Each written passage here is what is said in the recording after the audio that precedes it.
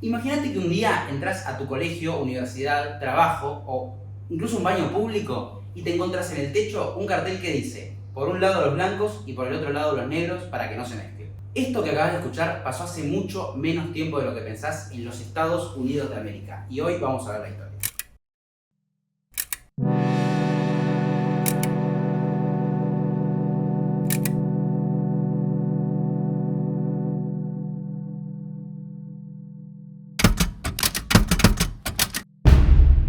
El 4 de julio de 1776, en Filadelfia, estas 13 colonias declararon su independencia formal del Reino Unido de Gran Bretaña, formando un nuevo país, los Estados Unidos de América. Este texto decía, entre muchas otras cosas, que todos los hombres son creados iguales, algo que podría hacernos pensar que Estados Unidos fue pionero en la igualdad de derechos. Bueno, no. A ver, la historia de la esclavitud y de la segregación en Estados Unidos no dista mucho, en un principio, de lo que fue en todo el resto de colonias de los imperios europeos en América entre los siglos XV y XVIII. Entre 1620 y 1808 se importaron a Estados Unidos directamente desde África algo así como 500.000 esclavos negros para ser sometidos a un trabajo que no era más que directamente una tortura. Los trabajos que realizaban eran muy variados, iban desde la actividad agrícola, por ejemplo la tan famosa recolección de algodón o de arroz, la actividad doméstica, eran cocineros, hacían tareas del hogar, y varias otras actividades, por ejemplo algunos oficios como la herrería. Trabajaban desde el amanecer hasta el anochecer, pésimamente hidratados, pésimamente alimentados y pésimamente descansados. Y acá hay que aclarar una cosa muy importante. Para la sociedad norteamericana de esa época, no eran personas a las que, pintaba esclavizarlos. Eran seres inferiores, ni siquiera eran considerados casi humanos. Eran una raza inferior y el sometimiento esclavo era su condición natural. En el año 1808, a través de una ley federal, se prohibió en todos los Estados Unidos la importación de esclavos desde África. Esto generó, primero que nada, mucho rechazo, sobre todo de los estados del sur. Ahora van a ver por qué. Y otra cosa muy importante que generó es que el comercio interno de esclavos se disparó. ¿Qué significa el comercio interno de esclavos? Bueno, por ejemplo, si al estado A le sobraban 10.000 esclavos, los mandaba al estado B. ¿Qué generó esto? Miles de personas, miles de seres humanos separados de sus familias. El hijo de un esclavo estaba en un lado y el padre estaba esclavizado en otro y el otro hijo en otro. Esto era obviamente una tortura para ellos. Fast forward y estamos en 1860. El candidato Abraham Lincoln y el Partido Republicano ganan las elecciones y el espíritu abolicionista empieza a invadir Estados Unidos. Esto obviamente fue de a poco. En un principio lo que hacían más que nada era decir, que no se expanda, que no crezca la esclavitud hacia los estados, hacia otros estados, hacia los nuevos estados y demás. Pero obviamente poco a poco la puja empezó a ser para abolir la esclavitud. Y acá es donde tenemos que entender la gran diferencia entre los estados del norte y los estados del sur. A ver, ¿cuál fue el problema acá? Los estados del sur de Estados Unidos, como por ejemplo Texas, tenían una economía que estaba 100% basada en la actividad primaria, recolección de algodón, de arroz, de lo que fuere. Y los esclavos eran una pieza fundamental en su economía.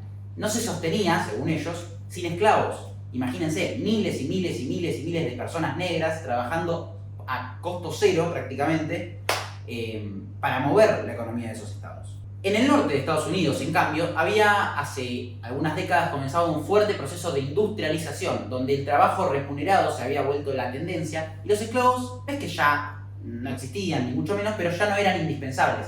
Comenzó así una fiebre abolicionista que hizo que poco a poco varios estados del norte abolieran la esclavitud y que además ese espíritu se quisiera expandir al resto del país. Cabe aclarar que el hecho de abolir la esclavitud en los años 1850, 1860 no significaba que de la nada considerabas a un negro igual a un blanco, para nada. Seguía prácticamente toda la población pensando que era una raza inferior, pero de ser una raza inferior que hay que segregar a ser un esclavo al que no le pago ni $1 y lo tengo 25 horas trabajando, hay una diferencia. Como dije, Lincoln en 1860 gana las elecciones y antes de que pueda tomar posesión, para febrero de 1861, 7 estados del sur habían declarado la secesión. Estos 7 estados eran Carolina del Sur, Mississippi, Florida, Alabama, Georgia, Luisiana y Texas.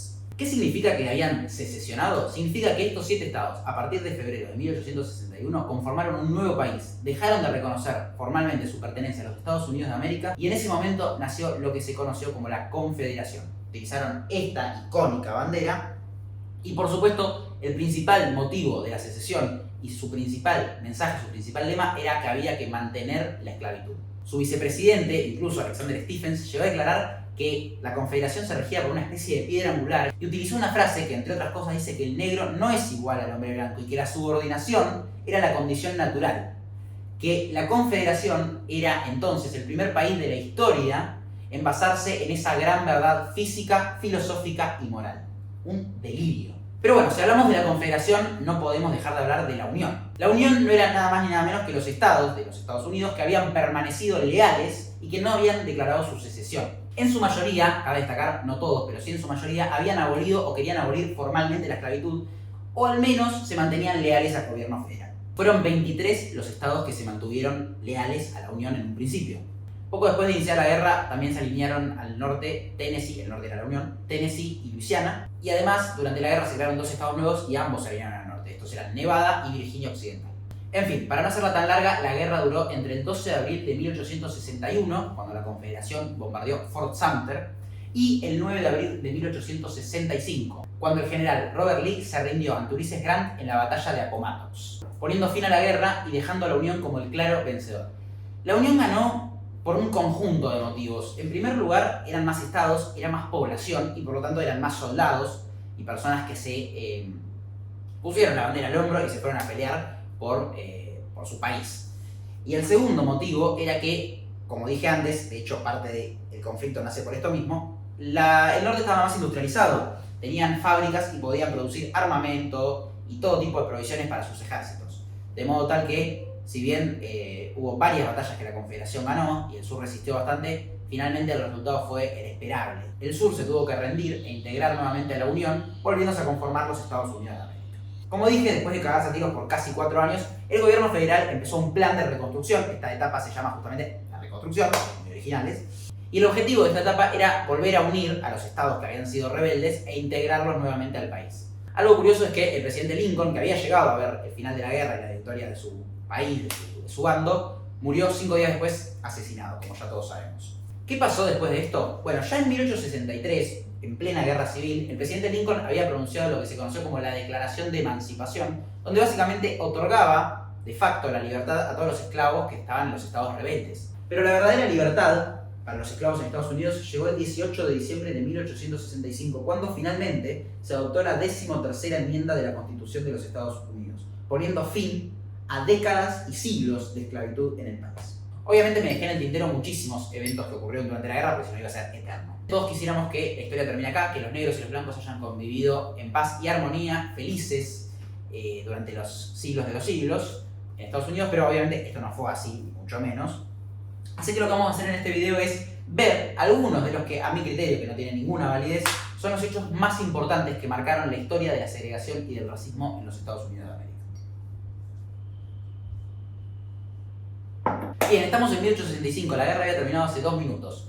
Resulta que se reunieron un grupo de veteranos que estaban bastante al pedo y estaban bastante mal de la cabeza y fundaron una organización tranquila, sencilla, que no creo que la conozcan, el Ku Klux Klan. ¿Qué hacían? Bueno, básicamente perseguían negros, prendían fuego sus casas, los amenazaban, los hostigaban. En algunos pueblos, sobre todo en el sur de Estados Unidos, incluso ponían una restricción que era que a partir de cierta hora no podían estar en la calle. O sea, vos eras un negro en algún estado, en algún pueblucho del sur de Estados Unidos, ibas a comprar tranquilo, pero cuando se hacían, por ejemplo, no sé, las 5 de la tarde, a tu casa, porque si no te perseguía esta gente. En 1871 el presidente Ulysses Grant y el Congreso medio que los dejaron en la lona a esta gente del Ku Klux Klan, porque sacaron una ley que básicamente permitía demandar ante la justicia federal cualquier violación a tus derechos civiles, justamente. Entonces, obviamente, permitió a las personas negras defenderse ante la ley de estos abusos que cometían estas personas del clan. Y si eras un negro en 1871, probablemente pensaste, bueno, al fin se terminó la tortura. Bueno, obviamente no. Estamos en 1890. Recordemos, la guerra civil termina en el 65. Durante las décadas siguientes, digamos que el gobierno federal utilizó a su ejército, a sus fuerzas armadas, para intervenir los distintos estados del sur y de a poco ir transicionando hacia el orden y la ley. Los estados habían quedado destruidos, había que reconstruirlos y lógicamente las fuerzas federales colaboraron en esta tarea. Para más o menos 1880, 1890, poco a poco las fuerzas federales se fueron retirando de estos estados, volvieron a tener gobernadores propios y obviamente los estados del sur tenían la inmensa mayoría de población blanca y muy discriminadora y racista. ¿Y a quién iban a elegir como gobernadores? Obviamente demócratas conservadores. que por supuesto querían segregación. Ya no había esclavitud, no podía haber esclavitud, bueno, que haya segregación. Entonces empezaron una suerte de persecución simbólica, pero a la vez real desde el Estado, para que los negros tuvieran la menor cantidad de derechos posibles. Un ejemplo de eso fue las elecciones. Como por una cuestión constitucional no podían prohibir directamente a los negros que vayan a votar, hacían todo tipo de trucos para que complicarles la vida. Por ejemplo, les cobraban impuestos excesivos. Esto perjudicaba no solo a los negros, sino también a los blancos pobres. Les cobraban impuestos excesivos, les hacían pruebas de alfabetización, de lectura, todas cosas que, a ver, si hace 20 años estaba agarrando algodón mientras me pegaban con un látigo, no podés esperar que sepa leer, escribir y encima tenga plata para pagar impuestos. Bueno, este tipo de cosas coartaban, por ejemplo, su derecho al voto. Después se los empezó a segregar en los espacios públicos, colectivos para negros, escuelas para negros, baños públicos para negros, eventos exclusivos para blancos, y así de todo. Esto se empezó a hacer a nivel legal, se sancionaron leyes y incluso algunas constituciones estatales. Todo este conjunto de normas que desde los estados del sur aplicaron para segregar a los negros de los blancos se conocieron coloquialmente como las leyes Jim Crow. Llegamos a 1896 y presten atención a esta historia porque es insólita. El 7 de junio de 1892, un hombre llamado Homer Plessy se subió a un vagón de tren en el estado de Luisiana y se sentó en uno de los asientos para blancos. En ese momento había asiento para blancos y asiento para negros. Bueno, resulta que la ley de Luisiana, una de esas famosas leyes de Jim Crow, lo clasificó como un hombre afroamericano, como un hombre negro, y un señor vino no muy amablemente a decirle que por favor se retire y se vaya a uno de los vagones para negros. Plessy se negó y fue detenido y encarcelado. Cabe destacar acá dos cosas importantes. La primera es que Plessy era 7 octavos blanco y 1 octavo afroamericano. ¿Cómo carajo se mide cuántos octavos negro o blanco sos? No tengo ni puta idea. Lo segundo importante era que lo que Plessy había hecho no era un acto genuino, sino que formaba parte de una operación de un grupo de afroamericanos que querían demostrar la inconstitucionalidad de estas leyes del estado de Luisiana. Así que Plessy era una especie de actor, pero bueno, esto pasó de verdad y fue detenido y encarcelado. Para no hacerla tan larga, después de esta detención y esta encarcelación vino todo un proceso judicial que fue llevando por varias instancias hasta que llegó a la última y máxima instancia que prevé la ley en Estados Unidos, que es la Corte Suprema de Justicia. Y acá viene lo peor. Por 7 votos a 1, 7 votos a 1, la Corte resolvió mantener la constitucionalidad de la segregación, alegando que el hecho de que las personas estuvieran separadas no implicaba necesariamente una inferioridad. No es que los negros tenían algo peor por estar separados, simplemente se los segregaba. Esto era una mentira total porque la mayoría de establecimientos para negros eran muy precarios y muy inferiores a los establecimientos para blancos. Ni hablar que había cosas que directamente no tenían su equivalente, digamos, cosas para los blancos que no tenían su equivalente para los negros. Obviamente la Corte actuó en forma tremendamente racista y tremendamente injusta con esta decisión, que se conoció como la doctrina separados pero iguales. Esto sentó un precedente trágico para las ideas de igualdad y fue un golpe durísimo a las organizaciones progresistas que buscaban justamente eliminar la segregación en Estados Unidos. Llegamos al siglo XX, 1915, y en el estado de Atlanta nacía, por segunda vez, mejor dicho, renacía, una organización terrorista. Nada más y nada menos que el Ku Klux Klan. Habían pasado varias décadas desde la creación y la disolución del primer Ku Klux Klan y se había convertido en una especie de recuerdo lejano. Sin embargo, ocurrieron una serie de acontecimientos un poco desafortunados, como por ejemplo el linchamiento de Leo Frank, que era un judío que estaba acusado de violar y asesinar a una empleada de 13 años llamada Mary Fagan. O el lanzamiento de una película llamada El nacimiento de una nación, que glorificaba de alguna forma y, digamos, no sé si minimizaba, sí, directamente glorificaba al primer Ku Klux Klan. Hay que decir que volvieron más fuertes que nunca. Para 1923, escuchen bien, el 15% de toda la población norteamericana formaba parte del Klan. Se había convertido no solo en una organización terrorista, sino también en una organización política. Decenas de políticos y personas importantes, personalidades de la fama, de la política, del poder en general en los Estados Unidos, empresarios, eran parte del Klan y metían, por supuesto, sus ideas en todos lados. Incluso hubo gobernadores que fueron parte del Ku Klux Klan.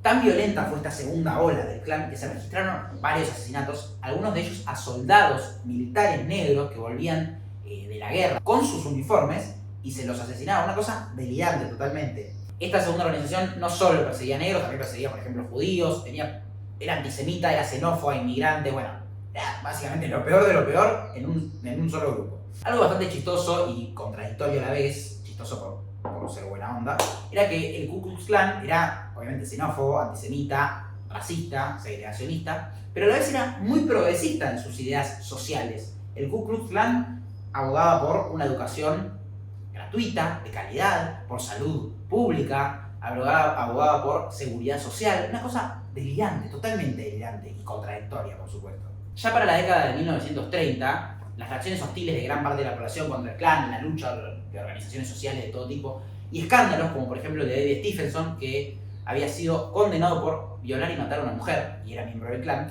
hicieron que la población poco a poco fuera perdiendo, digamos, el respeto por esta organización y fuera poniéndose en contra. Hubo varios problemas financieros, la organización fue vendida y para 1944 finalmente fue oficialmente disuelta. Este fue en realidad el último Ku Klux Klan con peso real, con importancia real. Tengan en cuenta que para la década del 2000 solamente habían registrados alrededor de 3.000 miembros, cuando en 1920 había llegado a ser 4 millones. Hoy en día los miembros del Klan son unos pocos enfermitos mentales que están bastante al pedo y se visten de blanco y demás, pero están desorganizados, mal preparados, mal coordinados y no tienen reales posibilidades, digamos, de representar un peligro para la seguridad de Estados Unidos. Llegamos a 1954 y vamos a tener el primer acontecimiento feliz de esta historia. Para entender un poco lo que pasó en 1954 tenemos que remontarnos 3 años antes. Estamos en 1951, estamos en Topeka, en el estado de Kansas. El Consejo de Educación, el Board of Education de este lugar de Kansas, de Topeka, se negó a inscribir a la hija de un residente negro. Este hombre se llamaba Oliver Brown y cuando quiso inscribir a su nena en una escuela primaria le dijeron que no se podía porque la escuela no admitía personas de color negro. Básicamente le dijeron tiene que tomarse el bondi, un autobús escolar y viajar a una escuela para negros que está mucho más lejos. Obviamente Oliver Brown dijo que estamos todos locos y junto con otros padres que estaban en una situación similar presentaron una demanda colectiva. ¿Ante quién? Ante un tribunal federal en Estados Unidos. El tribunal del distrito de Kansas, basándose en el presidente Plessy que vimos hace un tiempo, que como dije fue nefasto para la historia judicial de Estados Unidos, dijo que no había nada, o sea, falló en contra de los Brown, dijo que no tenían razón, pero afortunadamente los Brown y la compañía, los Brown y todas las familias, estaban representadas por este pedazo de Chad, el señor Thurgood Marshall.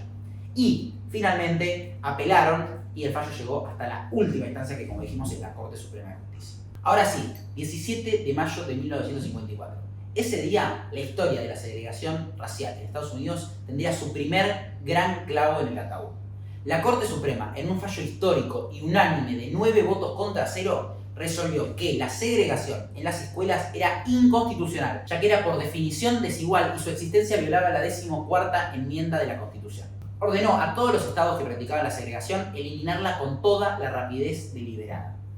Este fallo fue histórico porque por primera vez el máximo tribunal de Estados Unidos reconocía que la segregación era inconstitucional. Era un golpe fundamental a esta práctica. Obviamente los estados del sur y algunos políticos importantes no estuvieron de acuerdo, estaban recalientes, imagínate. Habían perdido en el plano judicial toda legitimidad de estas prácticas segregacionistas. Esto dio lugar a historias realmente impresionantes, inéditas, locuras totales, como la que ocurrió en 1963. Estamos en 1963, hacía ya casi 10 años del fallo de la Corte Suprema de Justicia, y sin embargo en estados como por ejemplo en Alabama, seguía habiendo segregación. ¿Qué hacían, ya que era inconstitucional segregar? Bueno, ponían excusas. Ibas y te decían, no, te falta este requisito, te falta este certificado, anda a buscar la concha de tu madre este certificado, bla, bla, bla, bla. O peor todavía, te amenazaban, te decía, escúchame negro, tomátela, no te vamos a anotar. Una cosa delirante totalmente. Hasta que ocurrió un episodio que sería un segundo clavo en el ataúd muy importante para la segregación en Estados Unidos. 11 de junio de 1963. 2 estudiantes negros, Vivian Malone y James Hood, intentaron ingresar al auditorio Foster de la Universidad de Alabama. Es entonces cuando se encontraron bloqueando la entrada de la universidad al mismísimo gobernador del estado de Alabama, el señor George Wallace. ¿Entienden que el tipo estaba parado así, bloqueando la entrada a los estudiantes negros? Una locura. George Wallace defendía la segregación hoy, mañana y siempre. Se presentó entonces, unos minutos después, el fiscal general adjunto del Departamento de Justicia de los Estados Unidos, el señor Nicholas Katzenbach, y le dijo al señor Wallace que tenía que despejar el paso porque los estudiantes tenían derecho a ingresar. Wallace se negó, dio un discurso muy emotivo para todos sus simpatizantes. En ese momento, Nicholas Katzenbach, el fiscal general adjunto, viendo la negativa de Wallace, se comunicó con el presidente de los Estados Unidos, el señor John Kennedy. John Kennedy tomó entonces la decisión de desplegar efectivos de la Guardia Nacional de Alabama, un ejército de reserva de las Fuerzas Armadas estadounidenses, para que le ordenaran a Wallace que despeje el paso. Un rato después, el general Henry Graham se presentó junto con efectivos de la Guardia Nacional en la puerta del auditorio Foster y le dijeron que, cumpliendo órdenes del presidente, tenían que despejar el paso. Finalmente los estudiantes pudieron ingresar a la Universidad de Alabama y se anotaron en unos cursos de verano que querían anotarse. Así que esta historia tuvo un final feliz y fue decisiva en la carrera contra la desegregación en Estados Unidos. Un dato interesante que me acabo de acordar, para los que les gusta el cine, en la famosísima película ganadora del Oscar, Forrest Gump, aparece representada esta escena, aparece tal cual el gobernador ahí parado impidiendo la entrada de los estudiantes negros. De hecho, a uno de ellos se les cae algo y Forrest se lo levanta y se lo da. Este episodio fue una derrota muy dura del segregacionismo porque no solo ya habían visto cómo la justicia federal decía, che, esto no va más, sino que ahora el gobierno federal, a través de las Fuerzas Armadas, ponían orden y permitían a los estudiantes negros mezclarse con los estudiantes blancos. Había pasado un año del episodio anterior y estamos en 1965. Este año ocurrió uno de los asesinatos más famosos de la historia de los Estados Unidos. Elad Malik El-Shabazz, perdón por mi pronunciación, más conocido como Malcolm X, fue un orador, ministro religioso y activista norteamericano. Él defendía básicamente los derechos y las libertades civiles, la igualdad y principalmente, obviamente, los derechos de sus compatriotas afroamericanos. Durante su vida y su actividad, él criticó duramente la segregación, el racismo, denunció personalmente hechos de brutalidad policial contra personas de color negro y recorrió países de África y Europa repartiendo y esparciendo sus ideales y su mensaje. El 21 de febrero de 1965, en Manhattan, Malcolm X se encontraba brindando una charla, una conferencia, como habitualmente lo hacía, cuando de la nada un hombre se paró y le gritó textualmente: "Negro, sacá las manos de mi bolsillo". Esto obviamente puso alerta a su seguridad, que lo fueron a buscar al hombre, mientras otro hombre, en otro lugar del auditorio, se levantó, sacó una escopeta recortada y le empezó a disparar. Se sumaron otras 2 personas, fueron 3 personas las que le propiciaron en total 14 tiros en el pecho, matándolo prácticamente al instante. Llegó al hospital, pero fue declarado muy rápidamente muerto. De los 3 asesinos, solamente uno fue retenido por el público, los otros 2 lograron escapar, aunque después al final los terminaron capturando a todos. Esto produjo obviamente un enorme revuelo en la población. Es un asesinato que causó mucha conmoción, sobre todo entre las personas afroamericanas que se vieron enardecidas por este espíritu de lucha y de justicia por su compañero Malcolm X. Antes de pasar al último evento que vamos a ver hoy, que tiene que ver mucho con el asesinato de Malcolm, quiero contar sobre 2 leyes importantes que salieron en la década del 60 y que fueron muy claves para la desegregación, y no solo para la desegregación, sino para la obtención de igualdad real ante la ley de las personas negras. La primera es la Ley de Derechos Civiles de 1964. Esta ley había sido enviada al Congreso por el presidente Kennedy en 1963, pero había sido bloqueada por el Senado. Después a Kennedy lamentablemente lo achuraron y asumió la presidencia Lyndon Johnson, que, si bien estaba en las antípodas de Kennedy en varias cosas, había prometido insistir en esta ley como parte de su plan principal, también un poco en homenaje a Kennedy, ¿no? Él se tuvo que enfrentar con senadores de su mismo partido, el Partido Demócrata, sobre todo los del sur, que estaban totalmente reticentes a aprobar esta ley.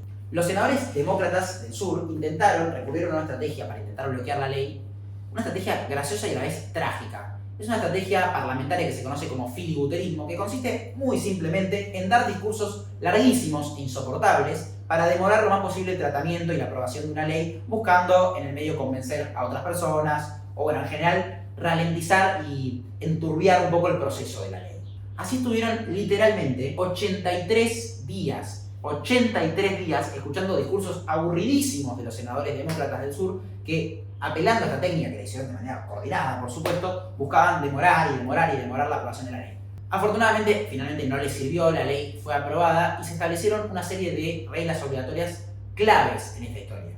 Por ejemplo, lo más importante, a partir de la sanción de esta ley, ningún establecimiento público o privado, teatros, estadios, shoppings, lo que fuere, podía impedir que una persona de color negro ingresara y disfrutase de lo que sea que hubiera, ¿no? De cualquier espectáculo. A partir de ese momento, todas las personas tenían exactamente los mismos derechos de ingresar a exactamente los mismos establecimientos. Y de hecho esta ley castigaba cualquier acción de esta naturaleza como un delito criminal. Esto fue fundamental para realmente poner un fin y un límite tangible a la segregación. Esta ley también hizo algo muy importante, que fue establecer un procedimiento concreto para desegregar la educación pública. Recordemos que el fallo de la Corte Suprema del 54 había dicho que había que desegregar, que había que hacerlo rápido, pero no había establecido un protocolo. Entonces cada estado medio que se fueron haciendo los boludos, sobre todo los estados del sur, para ralentizar y retrasar esto. Un año después, en 1965, se aprobó otra ley muy importante, que fue la Ley de Derecho a Voto, que básicamente eliminó ahora sí cualquier posibilidad de los estados de cobrar impuestos o cualquier tipo de cosa extraña que quisieran hacer. Puso a la par a todas las personas para que todas pudieran simplemente con su documento ir a votar, como corresponde básicamente. Esta ley fue importante porque logró que casi un siglo después, la 15ª enmienda a la Constitución, que como digo existía hace casi 100 años, se cumpla, porque no se había podido cumplir por culpa de todas estas estrategias nefastas que usaban los estados del sur.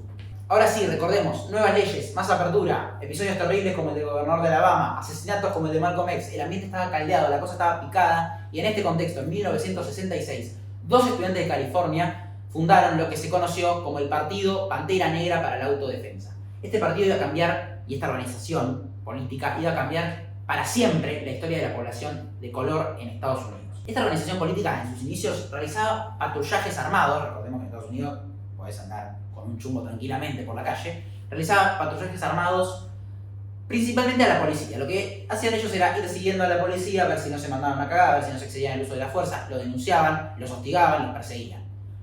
Esto obviamente incomodaba mucho a las fuerzas de seguridad y al poder, porque imagínate, limitaba mucho su capacidad de abusar de las personas negras. Ya después se diversificaron, comenzaron a desarrollar nuevas actividades, por ejemplo hacían comedores para niños obviamente en situaciones muy vulnerables y demás, y comenzaron a hacer más actividades sociales, pero todo en ese mismo orden de la defensa de las personas negras que habían sido históricamente, por supuesto, discriminadas y excluidas, ¿no? Este partido se vio involucrado en tiroteos y quilombos constantes. En 1967 un miembro del partido mató a un policía que se llamaba John Frey. Acá me gustaría hacer una aclaración importante. El asesinato de John Frey, así como otros tantos crímenes, asesinatos y demás crímenes de los que se culpó a Hugh Newton, que fue uno de los fundadores del partido, fueron episodios muy confusos, muy extraños, que ocurrieron bajo circunstancias, de nuevo, extrañas. Él se tuvo que exiliar a Cuba después. Bueno, medio que hubo mucho quilombo con esto, entonces como que no hay mucha forma de saber de qué cosas fue culpable y de qué cosas no, porque como vamos a ver ahora,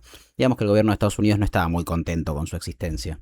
Si bien el código de conducta del partido decía que las armas se tenían que portar solo para la autodefensa, bueno, obviamente que era constante el conflicto con la policía y en general con el poder. Obviamente la existencia de esta gente incomodó muchísimo en su momento, no solo por una cuestión racial, sino también porque era un partido de corte leninista marxista, o sea, eran comunistas. En plena época de la Guerra Fría, imagínate. Era un problema muy grande, un grano en el culo importante para Estados Unidos. Además, habían logrado que muchos jóvenes se unan, habían generado mucho fervor, perseguían policías con armas. Era una organización que incomodaba mucho al poder. Fueron investigados por el Buró Federal de Inteligencia, por el FBI, fueron infiltrados a través de un programa de contrainteligencia que el gobierno de Estados Unidos aplicó contra varias organizaciones políticas, se llamó COINTELPRO. Varios miembros del partido fueron asesinados, fueron arrestados y fueron perseguidos. Y su crecimiento, que había llegado en la década de 1970 a niveles bastante importantes, había más de 50 oficinas repartidas por varias ciudades de Estados Unidos, fue poco a poco mermando y para la década de 1980 solo quedaban activas 27 personas en todo el partido. Una tristeza. Esto nos sirve también para ver que no hace falta que exista un golpe de Estado para perseguir líderes partidarios y políticos opositores. Estados Unidos es un país que nunca tuvo un golpe de Estado, donde aparentemente hay elecciones libres, y sin embargo, esto no impidió que, sobre todo, en todo momento, pero sobre todo durante la Guerra Fría, organizaciones como la CIA, el FBI, el Departamento de Justicia o las mismas Fuerzas Armadas coordinaran planes muy específicos y muy violentos contra personas que incomodaban al poder, sencillamente. Son actitudes que parecen más propias de una dictadura, pero que ocurren y ocurrieron, sobre todo con mucha frecuencia durante la Guerra Fría, en Estados Unidos, un país muy libre, supuestamente. En fin, después de toda esta historia supongo que se estarán preguntando cuál es la situación actual. Bueno, por supuesto que la segregación racial, al menos desde un punto de vista jurídico, ya no existe. Hoy en Estados Unidos las personas de color negro viven una vida completamente normal e integrada al resto de personas. Ocupan todas las profesiones, todos los cargos. Una persona de origen negro fue presidente de Estados Unidos, Obama, y aparentemente no hay más segregación. Ahora esto es en el plano jurídico. La realidad es que el racismo sigue muy a flor de piel, sobre todo justamente en los estados del sur. Es un racismo estructural, no tan fácil de ver, ya no es tan simple como excluir negros de un lugar. Ahora se ha vuelto algo como más complejo. De hecho, si viajan a estados del sur y se meten en algún pueblo y miran por la ventana de alguna casa, es posible que todavía encuentren banderas colgadas de la Confederación. La Confederación era la organización de estados del sur que querían la esclavitud. Si ustedes se encuentran con una bandera de la Confederación en una casa, corran de esa casa porque probablemente la persona dueña tenga un arma y odie a los negros y quizás también a los judíos. Así que sí, se produjeron avances muy importantes. Hoy en Estados Unidos hay una sociedad más justa que hace 100 años, pero falta muchísimo por cambiar y hay un racismo estructural que aún persiste en la sociedad norteamericana. Así que bueno, esta fue la historia del racismo en Estados Unidos. Espero que les haya gustado, gracias por escuchar y espero que tengan todos un muy feliz año nuevo.